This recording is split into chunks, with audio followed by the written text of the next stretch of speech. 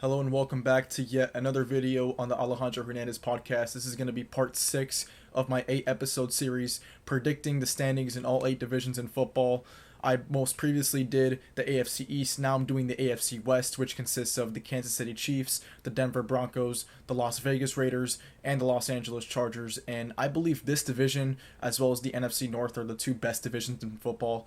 So this prediction, I'm not entirely, I'd say I'm pretty confident in it, but it could easily go another way that I believe I'm going to be predicting it. And I've kind of been going back and forth between where I'm going to place the Chargers, where I'm going to place the Raiders, because I believe all 4 of these divisions, all 4 of these teams are really, really good. The quarterback and coach duos are by far the best in the NFL. In Kansas City, obviously you have the best with Mahomes and Andy Reid. In Los Angeles, you got Jim Harbaugh and Justin Herbert. In Denver, you got Sean Payton and Bo Nix. And in Las Vegas, now you got Geno Smith and Pete Carroll. So this is by far the best head coach and quarterback duos of any division in all of football, which makes it really hard to predict. But without further ado, let's get straight into this. I'm going to have coming in last place the Las Vegas Raiders. And this is a team that I really think can be good this year. But it's just the gauntlet of a division they play in. I don't think their roster is anywhere close to the other three teams in the division. The Raiders have a lot of holes in their defense. I don't fully trust their offensive line yet, and they still need to add probably another weapon or 2 at wide receiver for them to be considered real threats in the AFC, especially in their own division. So, although I love the addition of Ashton Genty, Pete Carroll's obviously a culture setter. He's going to set that culture, and honestly, if the Raiders even sniff the playoffs, I believe it's one of the best coaching jobs in the NFL if Pete Carroll can get this defense right. Because in terms of personnel, outside of Max Crosby, they really don't have much defensive talent on that team. So if Pete Carroll can turn this defense around completely year one, I think it would be the most impressive thing a coach has done in a very long time. But I believe Geno Smith is one of the better quarterbacks in the NFL. I'd rank him between 15 to 20 among the best quarterbacks in the league. He's very accurate. He had over 70% completion percentage. I believe the past 2 seasons, he's one of the more accurate quarterbacks in the NFL. However, he does have a dip in talent in the receiving corps that he's working with this year. He's going from DK Metcalf, Tyler Lockett, Jackson Smith and Jigba to Jacoby Myers and Brock Bowers.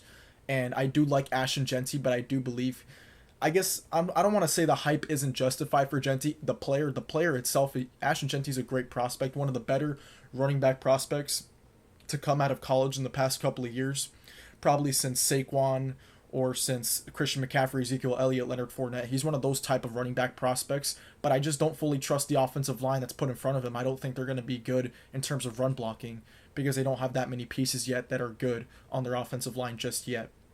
So Ashton Genty, I do believe he will have a good rookie season, but not like an all-time great rookie season that will help the Raiders push for a playoff spot.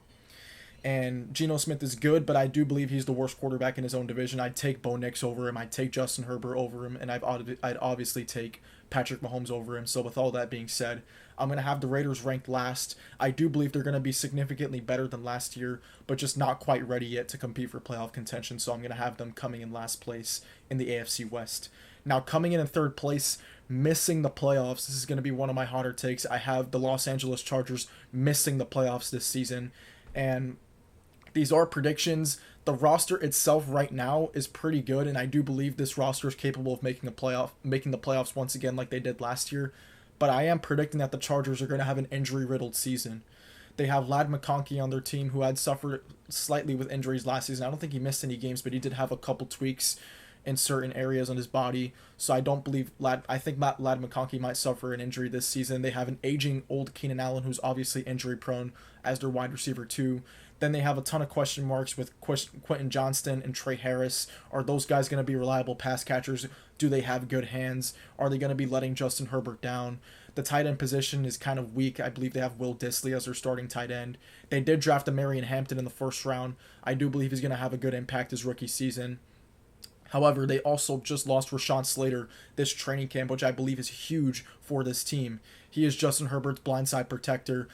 I'm not sure if they're going to keep Joel at right tackle or move him to left tackle, but they do have a hole now at tackle, which they previously did not. And now one of the strengths of their team might become a weakness because they have to find a replacement for Rashawn Slater. And on the defensive side of the ball, they did lose Joey Bosa.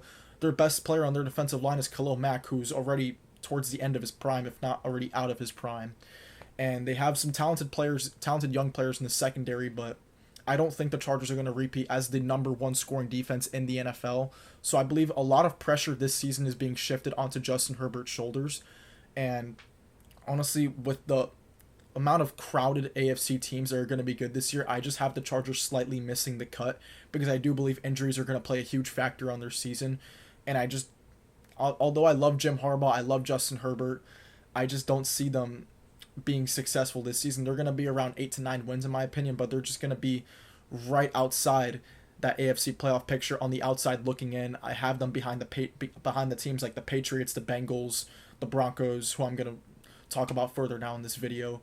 But yeah, I have them just barely missing out in the playoffs, probably as a number 9 or 8 seed in the AFC, just slightly missing the cut on the AFC playoffs. And before I move on to the Broncos, I just like to say that I just don't trust Justin Herbert in big games. He has rarely beat Patrick Mahomes in big games. He did sweep the Broncos last year, which I thought was pretty impressive, but I don't see it happening again this year because of how much Denver improved this offseason. And I guess in the playoffs is why I don't trust Herbert. So in big game situations, I really don't trust Justin Herbert to pull through, which is why I'm going to have the Chargers missing the playoffs. Now let's move on to Denver coming in second place is where I'm going to predict them this season. I believe they're going to be one of the perennial AFC playoff teams. They made the playoffs as the number 7 seed last year in Bo Nix's rookie season. They really overachieved expectations, and I expect them to take another big step in this season. Another full offseason of Sean Payton and Bo Nix, developing chemistry between the two of them. They bring in now Evan Ingram, one of the better tight ends in the NFL. They have Marvin Mims, Troy Franklin as good secondary options for Courtland Sutton. They drafted R.J. Harvey in the second round, who I believe is going to be a breakout candidate this season as one of the better young running backs in the NFL. They have J.K. Dobbins as a backup as well. Well, right now J.K. Dobbins is listed as a starter, but I do believe R.J. Harvey will eventually take the lead back role as the season goes on. So they have a good 1-2 punch there at the running back position. They have one of, if not a top 5 offensive line in the league that they've developed through free agency, through just simply developing players through the draft. They have one of the best offensive lines in football. Bo Nix is developing really well. They have some nice weapons now with Courtland Sutton, Evan Ingram, Marvin Mims, and Troy Franklin. And I think this Denver team is legit, and I haven't even mentioned their defense yet. They have the reigning defensive player of the year in Patrick Surtain. They bring in Dre Greenlaw and Talanoa Hufanga. On their defensive line, they have Nick Benito. They have Zach Allen. They have some just straight ball players on their defense. Drafting Jahdae Barron in the first round was another huge addition to their secondary. They're now one of the deepest and strongest defenses in the NFL. I believe they're going to be a top 3 defense this season. So for all these reasons, we're going to have Denver taking that leap from the number 7 seed last year to the number 5 seed in the AFC this year. And honestly, I see a scenario where late in the season, they're going to challenge Kansas City for the division title in the AFC West. I'm that confident in Denver being a good football team this season. I believe they're going to challenge the Chiefs for the division title. This is probably the most competitive the AFC West is going to be down the wire in a very long time, because I believe Kansas City and Denver are going to be neck and neck. We saw how close Denver played Kansas City last year when they were a blocked field goal away from winning in Arrowhead in Bo Nix's rookie year. So if they were that close to beating the Chiefs last year in Arrowhead, imagine this year. I have the Chiefs and Broncos splitting the season series 1-1, and I believe that Christmas game that they play each other this season is going to come down to the wire, and that's going to decide the division winner in the AFC West. But ultimately, I am going to have the Kansas City Chiefs repeating as AFC West champions for the 10th straight year. It's Patrick Mahomes, it's Andy Reid. You don't bet against these guys. I was pretty successful betting for them the past 2 years, really. I bet them to beat the Niners in the Super Bowl 2 years ago. I bet them to beat the Bills in the AFC Championship this past year. However, I also did fail when I bet them to beat the Eagles. That was a massive fluke that turned out to be a blowout for the Philadelphia Eagles. But I believe that betting on Patrick Mahomes and Andy Reid is one of, if not the safest bet in all of sports. You just don't bet against these guys, and I'm not going to pick Bo Nix. Although I love their upside, I love Sean Payton, I love Bo Nix, I just simply can't pick them over the Kansas City Chiefs. They're going to be one of the better teams in football. I have them as a top 2 seed in the AFC. I have the Bills overtaking them this year because I do believe the Chiefs do play a pretty hard schedule, and they are without Rashee Rice for the first 6 weeks of the season. But I think people are downplaying how good Xavier Worthy really is. I believe Worthy has the potential to be the best receiver in this offense, even when Rashee Rice comes back. Worthy's ceiling is through the roof, and that's going to be showcased for the first 6 weeks of this season. Hopefully, Pacheco comes back to full strength. He really wasn't himself after that fibula injury he suffered against the Bengals last year in week 2. Hopefully, he is back full strength. If not, they do have Kareem Hunt as a backup. I believe Josh Simmons at left tackle is one of the more underrated additions of this offseason for any team. It's not being talked about. If Josh Simmons stays healthy, he is one of the best tackles that's come out of the draft in a very long time, and the Chiefs got him at the end of the first round. And their defense is legit. Chris Jones, Nick Bolton, Leo Chenal, George Karlaftis. They have talented players in the secondary, Trent McDuffie.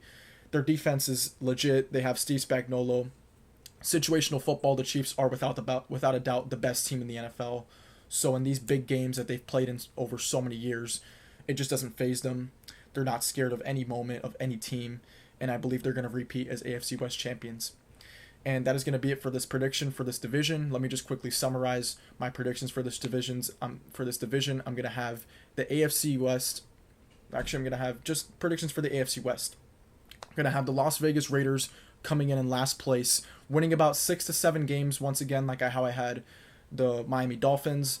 Their ceiling is kind of low because they play in the hardest division in football. Geno Smith and Pete Carroll, I believe the Raiders are going to be significantly better than they were last year, but just their roster has too many holes for them to be a playoff team for me this year. Coming in third place, just missing the cut, like how I had the Washington Commanders missing the cut in the NFC. I'm going to have the Chargers just slightly missing the cut in the AFC. They're going to be around 8 to 9 wins, but slightly miss the playoffs, because I believe they're going to have an injury-riddled season, and I don't fully trust Justin Herbert in big games. Coming in second place, I'm going to have the Denver Broncos taking a big step this season, challenging the Kansas City Chiefs for the AFC West title, but coming up one game short. I'm going to have the Broncos being the number 5 seed in the AFC, and coming in first place, repeating as AFC West champions, I'm going to have the Kansas City Chiefs being the number 2 seed in the AFC. And that is going to be it for this video, and I will see you guys next time for when I release my AFC North predictions. But until then, I will see you guys next time.